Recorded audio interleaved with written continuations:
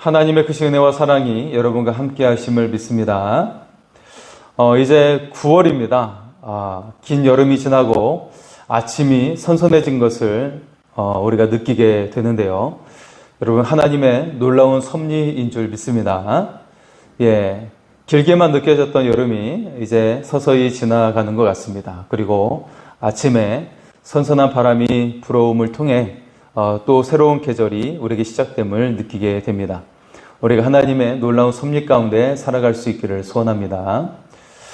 인생을 등산에 비교해 볼 수가 있는데요. 오르는 길이 참 힘들겠지만 하지만 중간중간에 아름다운 꽃을 보기도 하고 그리고 시냇물도 보게 되면서 이 시냇물과 꽃을 보며 행복을 느끼게 되죠. 그렇게 힘들게 이제 정상에 올라서 그 사방에 있는 온 땅을 내려다보면 아주 큰 감격을 하게 됩니다. 산의 정상에서 세상의 아름다움을 만끽하게 되는 것이죠. 그때 느끼는 감동은 아주 크다고 볼 수가 있습니다. 계절의 변화도 하나님의 섭리이죠. 역사의 변화도 하나님의 섭리입니다. 하나님의 인도를 받는 우리의 삶이 될 수 있기를 소원합니다. 오늘 본문은 이스라엘 역사에 왕이 등장하는 말씀이죠. 특히 하나님의 섭리에 따라 초대 왕이 택함을 받고 있어요. 본문을 통해 하나님의 섭리와 세밀하게 인도하시는 하나님의 손길을 발견할 수가 있습니다. 사울이 왕으로 택함을 받고 있는 것이죠. 오늘 말씀을 통해 우리 자신도 우리의 삶을 이끄시는 주님의 손길을 우리가 되새겨 볼 수 있기를 원합니다. 지금 내가 이렇게 살아온 것이 하나님의 섭리 때문에 이렇게 살아올 수 있었구나. 하나님의 은혜로 인하여 살아올 수 있었구나. 이것을 우리가 느낄 수 있기를 소원합니다. 우리의 삶을 세밀하게 인도하시는 하나님의 은혜로운 손길을 고백할 수 있기를 소원합니다. 본문에 우리의 관심을 끄는 하나의 사건이 등장하고 있죠. 곧 사울의 아버지인 기스가 암나귀를 잃어버린 사건입니다. 3절의 말씀을 보면요. 사울의 아버지 기스가 암나귀들을 잃고 그의 아들 사울에게 이르되 너는 일어나 한 사환을 데리고 가서 암나귀들을 찾으라 하매 사울의 아버지인 기스는 1절에 보면 유력한 사람으로 소개되고 있어요. 유력한 사람이라고 하는 히브리어 기포르 하얄이라는 이 말의 뜻은 재산이 많은 강력한 힘이 있는 이라는 의미를 가지고 있죠. 실제로 기스는 사환을 부릴 정도로 재산이 있던 사람이었죠. 사무엘상 14장 50절에 보면 그 집안에 군장이 있을 만큼 강력한 힘도 소유하고 있다는 것을 볼 수가 있습니다. 더욱이 당시 고대 근동에서 나귀는 귀족들만 타는 귀하고 값진 동물이었어요. 이러한 정황을 종합해 볼 때 사울의 집안은 권력과 함께 부요함을 동시에 가지고 있는 집안이라고 할 수가 있습니다. 여기서 더욱 주목해야 할 것이 있는데요. 이상하게도 이 귀한 나귀를 한 마리가 아니라 여러 마리를 잃어버렸다라는 것이죠. 재력을 가진 집안이라고 하면 당시에 천한 짐승도 아닌 귀한 가축을 분명히 방치하지 않았을 거예요. 짐작하기에 나귀를 관리하는 하인이 분명 따로 있었을 것이죠. 그럼에도 한 마리도 아니라 나귀가 여러 마리 잃어버린 그런 상황이 된 것이죠. 만약 한 마리만 잃어버렸다면 특별히 큰 관심을 가지지 않았을 수도 있어요. 그런데 여러 마리를 잃어버렸기 때문에 그는 귀한 자신의 아들 사울을 그렇게 찾도록 보낸 것이죠. 우리는 여기에서 하나님의 섭리를 발견할 수가 있습니다. 아버지 기스는 눈에 보이는 이득을 위해서 사울을 보냈어요. 그런데 하나님께서는 이 일을 통해서 사울이 왕이 되는 길로 인도하고 계셨다는 것입니다. 자, 하나님의 인도하심을 받고 있는 오늘 이 상황이 한 번만 인도함을 받은 것이 아니라 계속 이어지고 있습니다. 자, 5절과 6절의 말씀을 보겠습니다. 5절과 6절입니다. 그들이 숲땅에 이른 때에 사울이 함께 가던 사원에게 이르되 돌아가자. 내 아버지께서 암나기 생각은 고사하고 우리를 위하여 걱정하실까 두려워하노라 하니 그가 대답하되 보소서 이 성읍에 하나님의 사람이 있는데 존경을 받는 사람이라. 그가 말한 것은 반드시 다 응하나니 그리로 가사이다. 그가 혹 우리가 갈 길을 가르쳐 줄까 하나이다 하는지라. 자, 사울은 암나기를 찾아 사방으로 헤매고 다녔죠. 그런데 이제 시간이 너무 많이 흘러서 아버지께서 나귀는커녕 우리를 걱정하실 것 같다라고 하면서 사원에게 돌아가자라고 명하고 있어요. 예. 그래서 이 말씀의 원어의 형태를 보면 명령으로 되어 있는 것이죠. 사원은 이 사울의 명령을 받아들이지 않아요. 네, 사원이 문제 해결의 지혜를 전하면서 사울의 마음을 바꾸고 있었던 것이죠. 이때 사울이 하나님의 사람에게 들을 예물이 없다고 하자 사원은 자신에게 은전 한 푼이 있다라고 말을 합니다. 하나님께서는 이 사원을 통해 사울이 하나님의 섭리 가운데 인도를 받도록 하신 것이죠. 하나님의 섭리 가운데 사울을 왕이 되는 길로 인도하고 계셨다는 것입니다.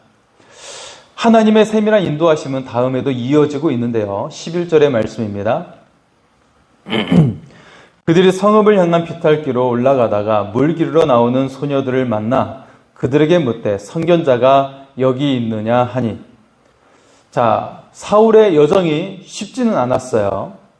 네, 아버지의 암나기를 찾는 것이 굉장히 많은 시간이 지나가게 되었고, 그리고 이제 사환의 말을 따라 선지자를 찾아가는 길도 이게 쉽지 않았어요. 그러다가 그 여정에 최고의 어려운 지점을 만나게 됐는데요. 자, 여러분 중동의 무더위는 굉장히 심하죠. 예, 우리가 여름을 뜨겁게 오게 되었지만 중동에서의 여름은 우리는 40도까지는 이르지 않잖아요. 그런데 중동은 50도까지 이르게 됩니다. 어마어마한 무서운 더위죠. 그런 속에서 지금 어떤 상황에 치닫게 되냐면 비탈길, 오르막에 그 길을 만나게 된 거예요. 오르막길을 만나게 된 것이죠. 어쩌면 이거보다 포기해야 할 이유가 없었을 것입니다. 자, 그런데 하나님은 또 다른 섭리로 그를 이끌어가고 계셨다라는 것이죠. 하나님은 물 기르러 나온 소녀를 통해 사울을 인도하고 계셨던 것입니다. 13절과 14절의 말씀입니다. 당신들이 성읍으로 들어가면 그가 먹으러 산당에 올라가기 전에 곧 만나리이다.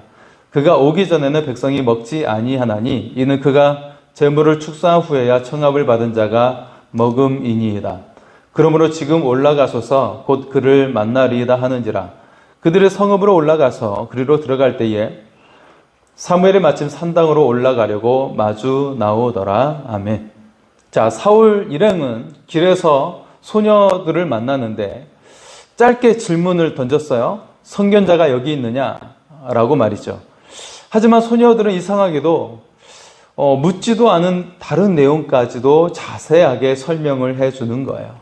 마치 사울을 독려하는 기세로 아주 자세하게 말을 하고 있었던 것이죠. 그러면서 지금 올라가면 하나님의 사람을 만날 수 있습니다 라고 강조하면서 사울의 발걸음을 재촉시키고 있었다는 것이죠. 더욱이 이런 하나님의 인도하심은 사무엘에게 가서 최고치에 달하게 됩니다. 자, 사울이 방문한 순간 하나님께서 사무엘에게 말했죠. 이 젊은이가 내가 너에게 말한 그 사람이다. 그리고 사무엘 선지자는 사울에게 이제 왕으로 삼고자 하는 그런 일들을 행하게 됩니다. 자, 오늘 말씀에서 우리가 깨달아야 할 것이 있어요. 곧 역사 속에 사울이 왕으로 등장하고 있는 것이죠. 그런데 이 왕으로 등장하는 이 과정이 사람에 의해서가 아니라는 사실입니다. 바로 하나님의 섭리와 선택의 결과에 의해서 이루어지고 있다는 것이죠. 그것도 매 순간순간 하나님께서 사울의 인생을 이끌어 가시는, 그의 인생의 주인이 되셔서 그의 인생을 이끌고 계신다는 것이죠. 그의 인생 스토리를 한치의 오차도 없이 인도해 주시고 계셨던 것입니다. 마찬가지로 하나님의 섭리와 그 하나님의 손길은 단지 사울에게만 허락되어진 특별한 사랑이 아니라는 점입니다. 오늘을 살고 있는 우리에게도 동일하게 임하고 있는 하나님의 은혜인 것이죠. 인간적으로 보면 우리가 재산을 잃을 수도 있고 건강을 잃을 수도 있고, 그래서 그것을 우리는 불행으로 그렇게 느끼게 되죠. 감당하기 힘든 일을 만나게 되면 정말 고통스럽고 인생이 너무나도 힘겹게 느껴지는 것을 볼 수가 있어요. 하지만 중요한 것은 그 가운데서도 하나님의 놀라운 섭리가 있다는 것입니다. 그것을 믿고 주님의 뜻을 구해야 된다는 것이죠. 현실을 외면하거나 회피하는 것이 아니라 그 안에 숨겨진 하나님의 섭리와 뜻을 통찰하는 것이 중요하다는 것이에요. 따라서 우리가 해야 할 일은 우리의 삶을 인도해 주신 하나님께 감사하는 것입니다.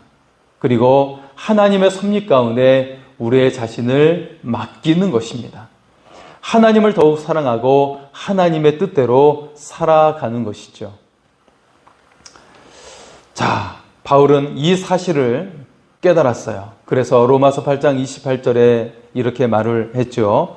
우리가 알거니와 하나님을 사랑하는 자, 곧 그 뜻대로 부르심을 입은 자들에게는 모든 것이 합력하여 선을 이루느니라. 할렐루야.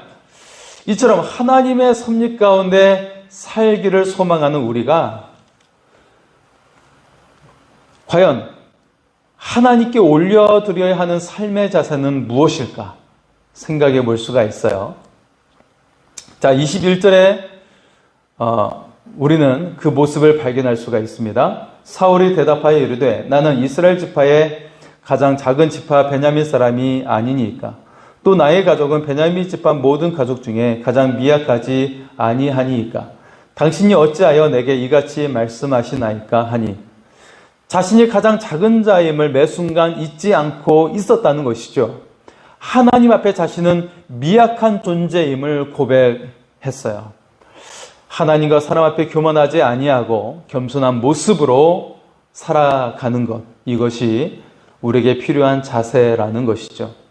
만약 사울이 그와 같은 마음을 간직하고 살았더라면 그는 좋은 왕으로 남았을 것입니다. 아버지의 명령에 순종하고 열심히 그는 나귀를 찾았어요. 그리고 사무엘 앞에서 자신을 낮추며 겸손한 자세로 그가 대하고 있는 모습을 볼 수가 있죠. 자, 이런 모습을 계속 그가 지녔더라면 아마 이스라엘 역사는 새롭게 쓰여졌을지도 모릅니다. 오늘 사울이 역사의 왕으로 등장하고 있어요. 하나님의 섭리와 계획 가운데 세움을 받고 있는 것이죠. 누군가의 사람에 의해서가 아니라 하나님에 의해서 그가 역사의 왕으로 등장하고 있다는 것입니다. 그러나 사울의 겸손은 오래 가지 못했던 것이죠. 하나님 앞에서 겸손하고 순종했던 모습은 오래 가지 못했어요. 결국 사울은 역사에 좋지 못한 평가를 받고 사라지게 되죠. 반면 진정한 역사의 주인공이 계십니다. 바로 우리 주 예수 그리스도이시죠. 예수님은 하나님께 끝까지 순종하셨고 끝까지 겸손하셨어요. 십자가에 죽으시기까지 낮아지시고 순종하셨죠. 그래서 온 인류의 구원을 이루시고 만왕의 왕이 되신 줄 믿습니다. 역사 속에서 사라지지 않고 영원한 왕이 되셨습니다. 자, 역사를 영어로 히스토리라고 하지 않습니까? 그의 이야기. 자, 곧 구원의 주님이신 예수님, 그의 이야기를 담고 있다는 거예요. 이것이 바로 역사, 히스토리인 것이죠. 하나님의 구원의 섭리 가운데 예수님께서 이 땅에 오셨습니다. 그리고 우리를 구원하시는 진정한 왕이 되셨죠. 오늘 진정한 구원자이신 예수님을 따라 살아갈 수 있기를 소원합니다. 그리고 인생의 굴곡진 여정에서 아름답게 섭리하시는 하나님께 절대 믿음으로 우리가 승리하며 살아갈 수 있기를 소원합니다. 하나님께서 여러분을 고아처럼 버려두지 아니하시고 항상 함께 하심을 믿으며 우리가 강하고 담대한 믿음으로 살아갈 수 있기를 소원합니다. 하나님께서 여러분을 사랑하십니다. 우리 시간에 왕 되신 주님을 고백하며 좋은 일이 있으리라 같이 찬양하고 또 함께 기도하시겠습니다. 좋은 일이 있으리라.